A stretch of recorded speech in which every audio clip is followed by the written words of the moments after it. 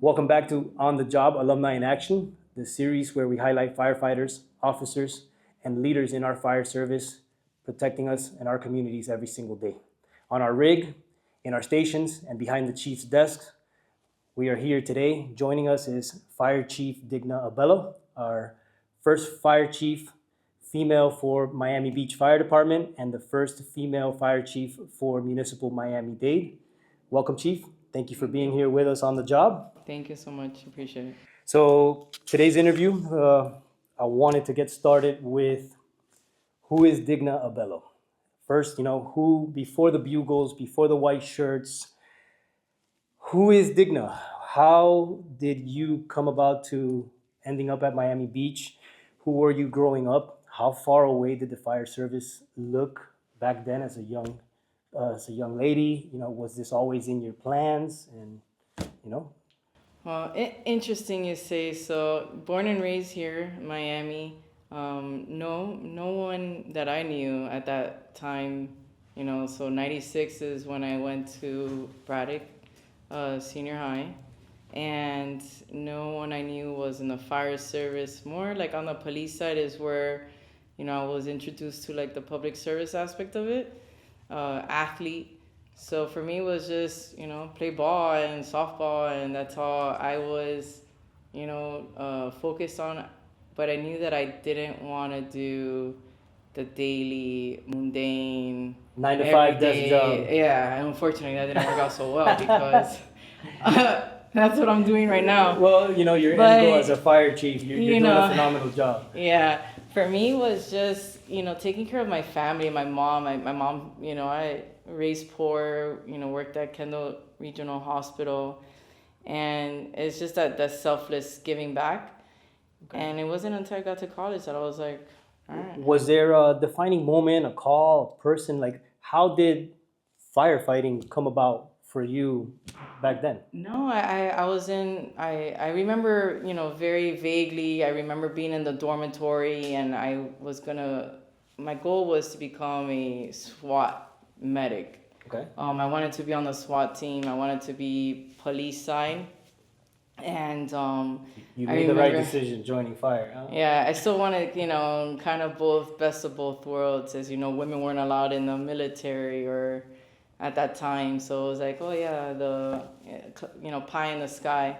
And I just saw an incident in our dormitory where I saw firefighters, and it's like, oh, that'd be cool. They're like, oh, you can't do that, you're female. I'm like, even more reasons why I'm gonna do it. Okay. And I think that's what kind of like started it. Okay. I went to police, I was trying to get hired with the police department. You didn't have to go to school, kind of, a department, you didn't have to be certified. And I remember getting injured. And then I was like, I'll just try firefighting. So I just went to school for firefighting, and the more I was told no, the more that I grinded my heels in. Okay. Well, I didn't mention it earlier in our intro. You are not a Miami-Dade College Fire Academy alumni. No. You are our special guest for season 1. Yeah. You are an influential leader in our fire service here in South Florida, and with your great accomplishments, we're happy to have you. Now, walk us through getting hired, like going through, which academy did you go through to get certified as a firefighter? I went to Seminole County. All right, shout out Seminole County. Yeah. All right, and after graduating from Firefighter 1 and 2, walk me through getting hired with Miami Beach Fire Department. Was it the first department you applied to? Did you work elsewhere? Yeah, no, I one shot application, and you got here. Yeah, it was the only department I applied to. You're one of the few. You're one of the few, right? A lot of people apply to multiple departments and never get, or either never get hired or they have to apply for years and years and years. Did it take long after the academy to get picked up? I don't remember that much, but maybe 7 months, if that, 8 months. Okay. It was just like a pie in the sky. I was like, if that doesn't work out, I knew I was gonna be, good at whatever I did. Absolutely. You got that type of attitude. You got that alpha personality. That's how we firefighters are, right? We're meant to solve problems and succeed and help people out. So you get in with Miami Beach after putting in the only application to the first fire department. I get in, and like everything else, I remember applying, and then I remember around Christmas time in December, my background investigator came to the house, and he was like, hey, congratulations. And I started January 31st. I'm actually turning something now. January 31st, 2005. And, that's when I started. But like anyone else, it was, put in your application, fill in the application, very detailed. I didn't, Has the process changed from back then till now? very cognizant. Application-wise for Miami Beach?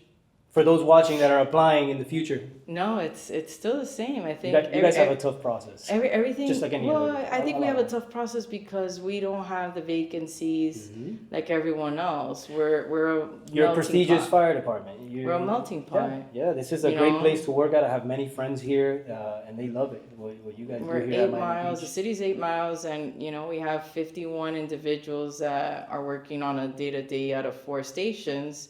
And people say, in other municipalities is 1 station every, 8 miles.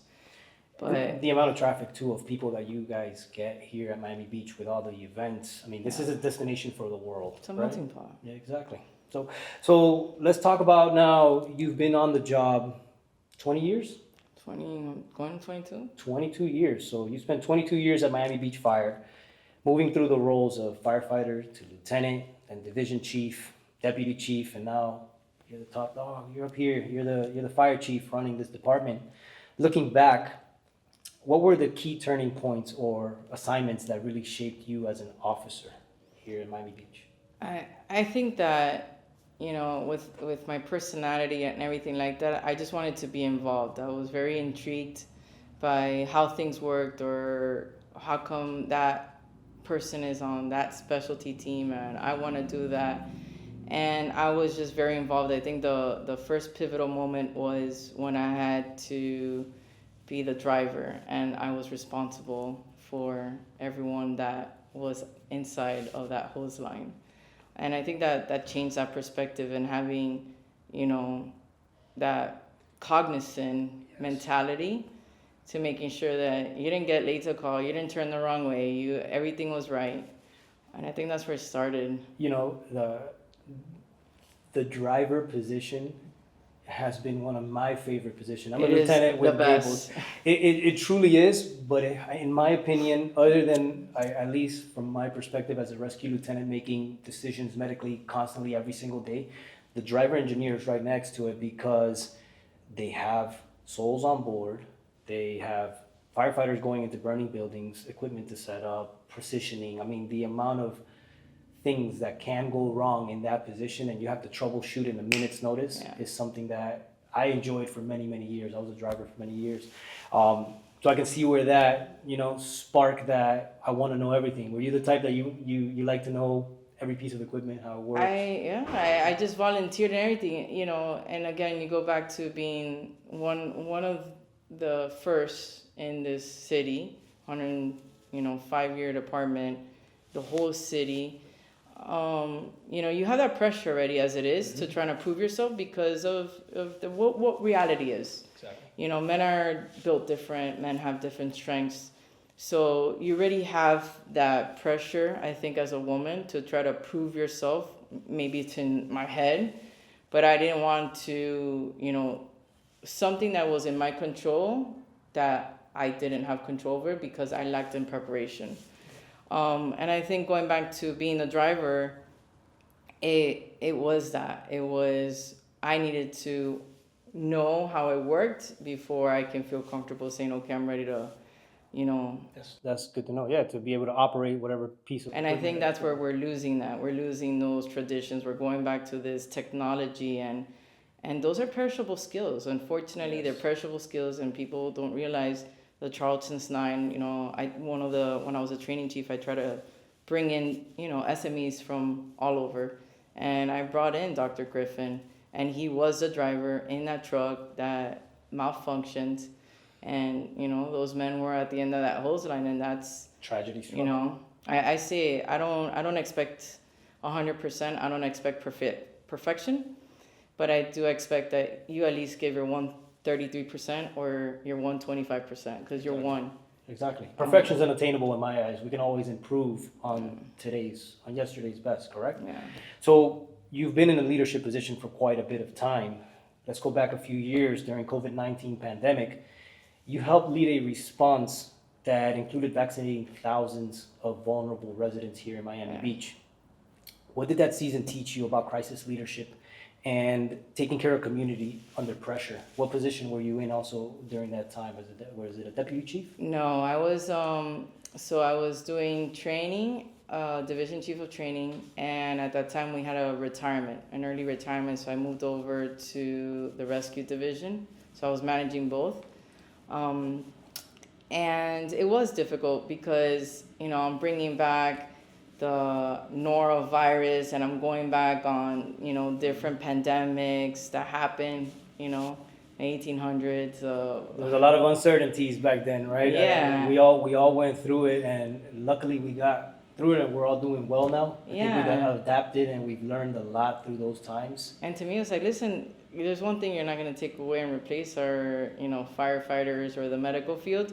So it's like protecting the men and women that are going to have to go out there and protect and serve our community. We were an integral part of just the South Florida fire departments in general. Yeah, it was wild. It was a wild time, and I'm happy we were over it, and I think we learned a lot. Yeah. In my opinion. Yeah, you have to adapt and overcome. There's a lot of unknowns, and that's a decision that you have to be comfortable. I think besides when my son was born, that had to be the least amount of sleep, especially, Yes. I had an alarm on our freezers to make sure that the temperature didn't go above, the sub 120 that we needed to have it in.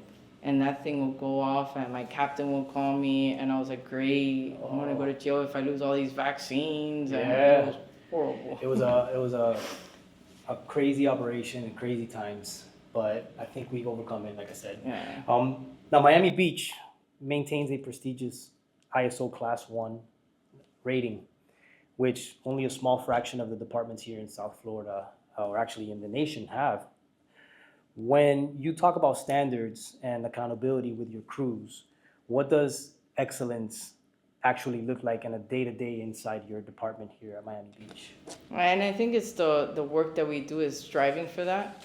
It's, them checking out the trucks on a daily, making sure that we are up to par on our abilities, your skills and your abilities, because without that, having the plaque on the wall is pointless.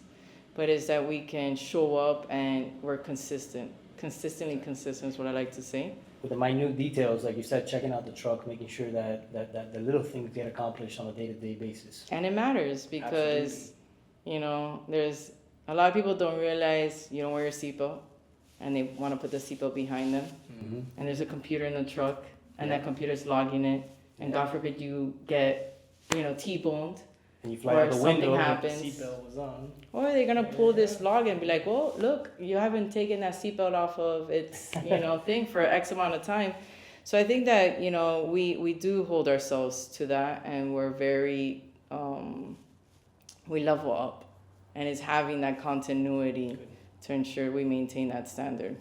Now, how do you communicate those standards to brand new firefighters that come onto your command? I think that from the moment you arrive, it's, from you walk in to do an application and you're not looking the part, then you're not going to get allowed to even fill out the application. So for those watching, you're applying to not just Miami Beach. What Chief is talking about is imperative. I tell all my students, recruits, and everybody that I've taught, every day's an interview. Every day is an Every interview. day, and even when you could be at Publix, you don't notice it, but you might meet Chief Digna Abello at the checkout line, and you start talking about Miami Beach application and this and that, and she's listening, and we do listen, and we talk, right? Us firefighters, we talk, it'll get out there, but yes, that is one of the most important things. So I've gone to several graduations from academies, and the little pamphlet, and I have already marked off names that if I see on my list, you're not gonna get hired, just by the way that I've watched them carry themselves on stage. Unfortunately, the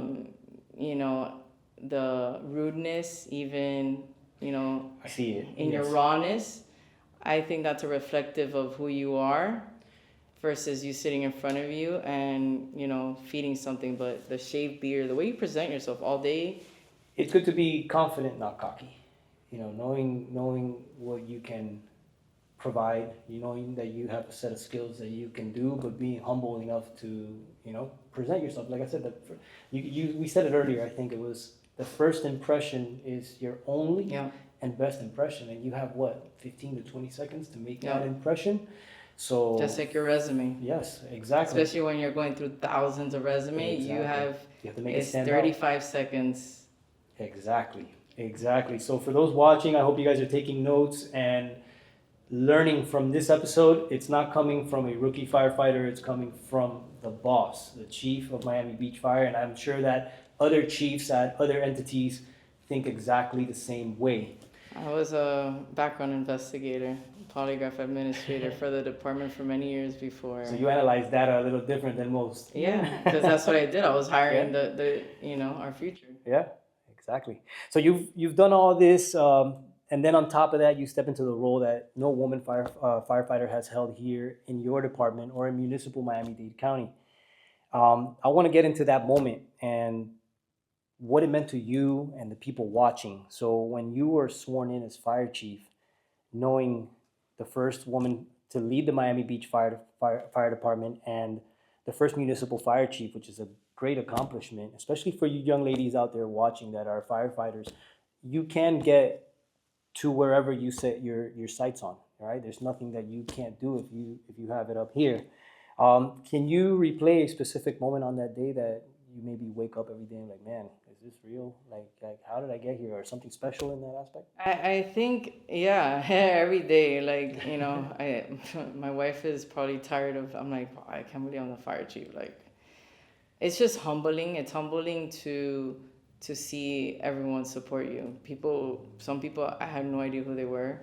And they were just like, hey, I've been following you. I have this gentleman that's been following me from Bulgaria, and just people that I would have never thought, but to have the support of the men and women of my agency, of the community and everything like that, I think that's what was very humbling for me to see and to hear and to watch their faces and their expressions. And that's going awesome. Around, I have this young female from Miami Beach High that reached out to me, and she's like, oh, I saw this, and she wrote me a handwritten letter, and I was like, wow, we're still writing handwritten letters nowadays. That's special. And the reason I asked for you to be our special guest is because your accomplishments and women in the fire service. So I hope this episode can, inspire, even if it's that one person. Doesn't matter about the million likes. It's getting that inspiration to that one female firefighter that's probably watching this and saying, I don't know if this is for me, but hey, listen, it can be done, I'll tell you from parents that wanted me to be successful, and I can see that. Number one, you don't want to get hurt, and I don't think that was ever. It's never ever been a thought of mine. Oh, I can, perish or something happens to me. But you want your kid to be successful and not have to go through failures. I think that we are our own worst critics. 100%. Whether it's a man or female, I think that, yes, women do have it harder because whether you're not, brought up like that or you don't help out. But I think that having that dream and just realizing what it is, life is not a straight line. Absolutely. And you go up and down and up, and every time I'm like, oh my God, then something else. And that's what makes life interesting, right? Yeah. Is sometimes the failures yourself. Or the mistakes that you make, but accomplishing and fixing problems. Now with Miami Beach Fire Department has been around for over a century. You're gonna have to fix that one. I know, I'm gonna have to edit that. Not Miami-Dade. I'll keep saying Miami-Dade. So with the Miami Beach Fire Department, been around for over 100 years. We're at 105 years, you said? How do you balance honoring the traditions of an old school fire department with a 105-year history and pushing it forward with things like diversity, technology, and training, and just we're in 2026? I think that I love history. I love, the keeping that tradition, but not being impeded by progress. And I think that we have a mentality in this totality as a fire service that we like to keep tradition, but we're impeding ourselves. I think that we do have to embrace things. I think we have to And if we're not leveraging what's out there to make our jobs better and safer and easier to respond to, we're not accomplishing anything. But we used to hold our breath to go into fires, and we used to not wear gloves to assess patients. And that wasn't that far ago. The smoke eaters in the 1970s, so just 50 years I ago. think I remember going to fire college and it was like, hold your breath. Yeah. And I would practice at home just holding my breath for as long as I could, but my eyes were burning. I couldn't simulate that. And you said not wearing medical gloves. Like our fire service is a little bit different down here in South Florida, since we run EMS also compared to other departments in the Northeast. They only run fire. But I think, like you said, utilizing the technology that's out there, the new equipment, and we've gone far in the fire service. I mean, it's to me, I've seen it being 23 years in the service. From the old heavy air packs that we used to wear now to these air packs that are super light with lights and technology and all the all the bells and whistles. But you also can't forget basics. Yes. And I think that we get so caught up on tech and technology that us hurricanes and our high rises where Bluetooth is not very good, that then what if you do have that failure? Now how do you even function? Exactly. So always going back to the basics and training constantly in the field. And I tell all my guys, where at least when I'm on duty, is let's learn something new every day. And if it's not learning something new, refreshing on your basic skills, because that's what's going to truly save you. Ropes and knots, throwing a ladder, deploying a hose line, search patterns, basic things that, technology can go out today, but you know how to get out of a fire, you know how to throw a ladder, get on a roof to ventilate and things like that. Now, talking about training, you were selected for the 2025 Fire Service Executive Development Institute, which is a year-long leadership program for chiefs. Even at the top, you're still investing in your development. So what message do you think that sends to your firefighters about never plateauing in this job? I think that was one of the best leadership programs I have ever attended. I learned so much in, not just about myself, but things change.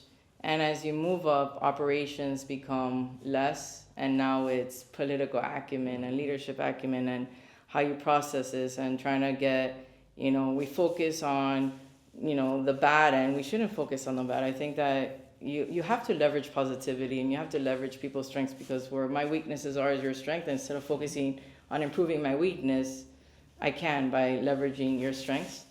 And I think that we all have to understand that there is a world outside of the fire service, and the generations are changing, and we need to just understand who we're serving. And we're serving the residents and the constituents and the stakeholders, and see what's important to that person to now leverage why are we important too. I think that growth and mental growth and just being attuned of what's going on in the world, so I can bring that back to the city and leverage us and put us where we're supposed to be, which is on the map as Miami Beach. But the Miami Beach Fire Department has the best. I was trying to bring in the drone taxi here first, and I getting a little airspace resistance, but I would have loved to have been the first in accomplishing the traffic issues that we have here with our drone taxi. Well, it's very well seen that you guys here at Miami Beach set the standard for many things in technology, training, leadership, union activities, all kinds of different things.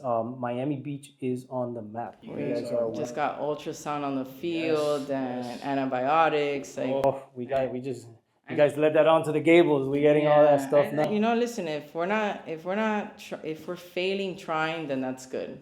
Exactly. Because at least we're trying and we're seeing what's working. I don't want to, try everything what works for us. But we have a great group of individuals that are very motivated, and I want to keep pushing them to make things better. We're very, very unique here in the beach because of that. Our almost 100% the department is paramedic. Nice. So we're very, very busy here, and we have to see what's out there.